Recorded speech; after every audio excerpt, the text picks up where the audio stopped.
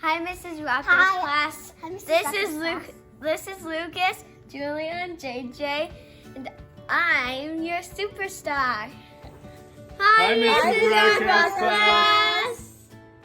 My favorite thing about my dad is that he's super funny and he helps me shovel the driveway when it snows. I think you helped me shovel the driveway. Basically, I helped. My favorite thing about Jules is that she plays with me. My favorite thing about Mom is that she makes the best dinners. My favorite thing about JJ is that he's so cute and he's so cute. He's so cute. Hi, Mrs. Rockow's class. My name is Katie, and I'm Lucas's mom. My favorite thing about Lucas is that when he finds something that he's interested in, he just dives in and he learns everything about it. Right now, Lucas is really interested in the weather, and he's really interested in maps and geography, and he is really good at identifying all the 50 states and knowing where they're located. I'm Marcus. I'm Lucas's dad. My favorite thing about Lucas is how he's such a good listener. He listens to his parents and any of his teachers or coaches, and he always does what's asked of him. The other thing I like is he likes to enjoy sporting activities with me, whether it's watching sports or playing sports. So that's what I like about Lucas. Do you want to introduce yourself, Julia? Hey, guess what you like about Lucas? My name's Julia and I'm Lucas's brother. Sister. This is Julia, and she's Lucas's little sister. How old are you, Julia? Cool. What do you like about Lucas? 5. He's nice and he plays.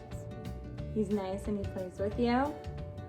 Yeah. And then we got one more in our family. JJ, what do you like about The Lucas? baby of the family. This is JJ. Can you say hi, JJ? JJ. Hi, JJ. JJ, do you love your brother? He actually loves me. Say, I love you, Lucas. Love you, Lucas. All right, Mrs. Rockow's class. We're going to read you guys a story. Trouble with Friends by Stan and Jan Berenstein. Do any of you guys like the Berenstein Bears? If so, raise your hand. Lucas and Julia sure do. Okay. Hi, first grade class. This is Rocco's class. Mrs. Rockow's class. Lucas and Lucas's mom again. We are back for story time. And we're still going to read a Berenstein Bear book, but instead we're going to read Double Dare. Double Dare. Hello again, and today we're going to read The Berenstein Bears and the Double Dare Bye. by Stan and Jan Berenstein.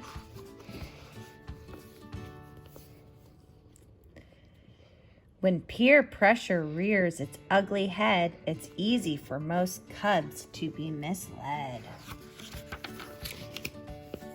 The Berenstein Bears and the Double Dare. It was one of those days in bear country when everything was going so well. You just knew that at any minute something was bound to go wrong. Papa Bear was off chopping wood in the forest. Mama Bear was putting in some tomato plants. Brother Bear was working on a tangled fishing line. And Sister Bear was running up the front path, upset as she could be. "Mama, Mama!" she shouted. "What is it, sweetie?" asked Mama. They took.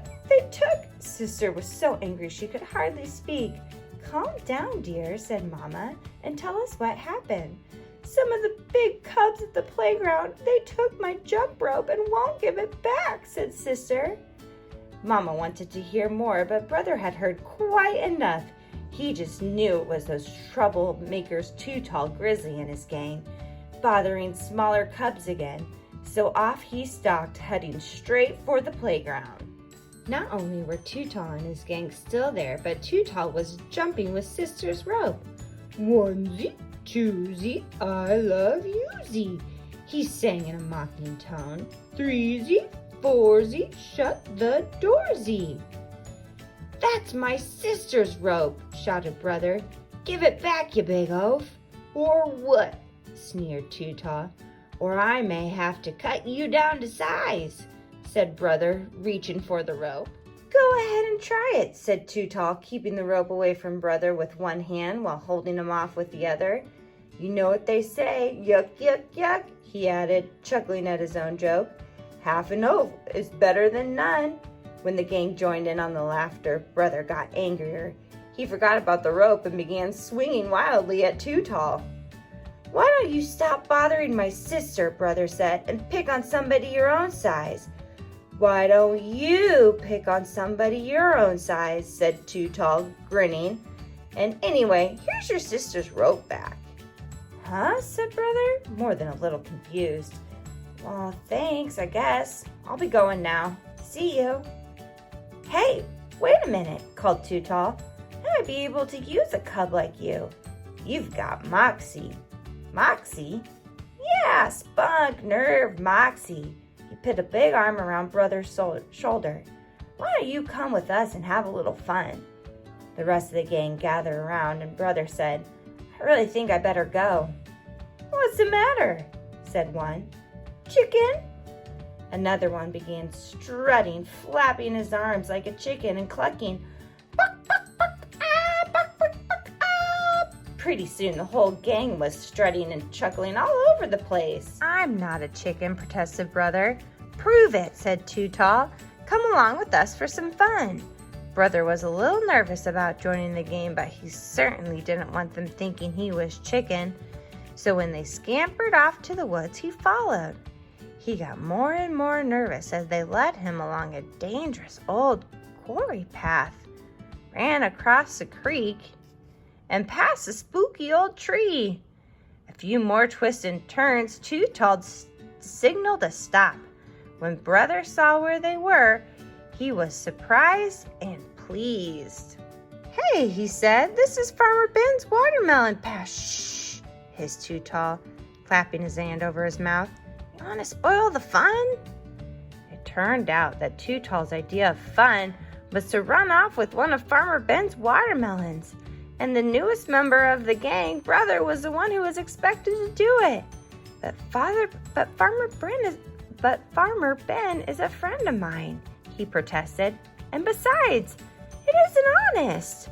The gang flapped their arms like chickens and clucked, "Buck, buck, buck, ah," into Brother's ear. "I'm not a chicken," Brother insisted. "Then go ahead and take the watermelon," said Too-Tall. "Farmer Ben will never miss it." Brother Bear looked all around. Ben was nowhere to be seen, and it was sort of exciting being with the gang. "Dare ya," said Too-Tall. Brother didn't move. "Double dare ya," said the gang. Brother still didn't move. "D double dare ya," said Too-Tall and the gang. The D double dare did it. Ever so quietly, ever so carefully, Brother Bear crept through the tall grass, through the fence, and past a no trespassing private property sign, and picked out the biggest, fattest, greenest watermelon in the patch. Then he broke off the stem, picked it up, and... "Gotcha, you thieving varmint!" shouted a voice. Too-Tall and his gang ran away, leaving Brother Bear holding the watermelon. Farmer Ben had been hiding in the cornfield. When he saw who it was he had by the collar, he was almost as surprised as Brother. "Brother Bear, what in the world are you doing with that watermelon stealing Too-Tall?" At first, Brother was so ashamed he couldn't answer, but then the whole story came tumbling out. How he got Sister's rope back, and how they called him a chicken, and how they double dared him. "Well," said Ben as they walked through the chicken yard, "chickens aren't very bright, but they're too smart to do something stupid just because someone calls them chicken." "I guess so," admitted Brother. Just ahead was the meadow where Ben's sheep were grazing. One of them, a large ram, took it into his head and started running. And run he did, straight for the highway. Your sheep are headed for the highway, Ben, cried Brother. Don't worry, said Ben. My old sheepdog will take care of them. Sheep raced ahead and cut the sheep off before they got there. Sheep are like that, said Ben. Follow a leader anywhere, off a cliff if that's where the leader decides. And some folks are like that too. Follow a leader wherever he goes, across a highway, over a cliff, to the edge of my watermelon patch. He looked at Brother, and Brother knew exactly what he was talking about. And speaking of watermelon, how about having a nice, sweet, juicy slice with me? Could we? Asked Brother. Sure, said Ben, cutting off a big center slice in half. And remember, this is a good one. Being part of a group is okay, and maybe even having a leader. But you always have to think for yourself, especially about important things like what's right and what's wrong, and what's safe and what's dangerous. I'll remember, Ben, said Brother, and thanks for the watermelon. Brother decided to head home by way of the highway. And who was waiting around the bend? The Too Tall gang. What happened? Asked Too Tall. Nothing much, answered Brother. We had a little talk and some watermelon. Hey, cool, said Too Tall. Well, come on, we're going over to Wilder Bruins and have a little more fun. No possible way, said Brother. What's the matter? Sneered Too Tall. Chicken? Buck, buck, buck, ah, clucked the gang. Ba, ba, ba. Bunch of sheep, answered Brother. Why don't you try thinking for yourselves for a change? Buck, buck, buck. Ah, they shouted. Ba, ba, ba. Bunch of sheeps, Brother shouted back. But the cub's shouting was interrupted by another noise, the sound of somebody crashing out of the woods. He looked a lot like Too Tall, but was much, much bigger, and it was Too Tall's papa, Two-Tongue Grizzly. What's up, Pop? Asked Too Tall. What's up? He growled. Two-Tongue. Is a little phone call I had from Farmer Ben about you. And, he added as he turned to the gang, if I hear about any more shenanigans, all your parents are going to hear from me. Now get on home. The gang got on home as fast as their legs could carry them. Hi, said Brother to Sister when he got back to the treehouse. Here's your jump rope. Oh, thank you, she said. How did you ever get it back from that awful Too Tall and his gang? Brother shrugged. I asked them for it and they gave it back. Said Mama. You asked them for it and they gave it back. Just like that. Well, said Brother, going back to his tangled fishing line. Not exactly just like that. Bye, Mrs. Rockow's class. Goodbye, everybody. Have a good day. See you guys. And Jules and JJ are asleep.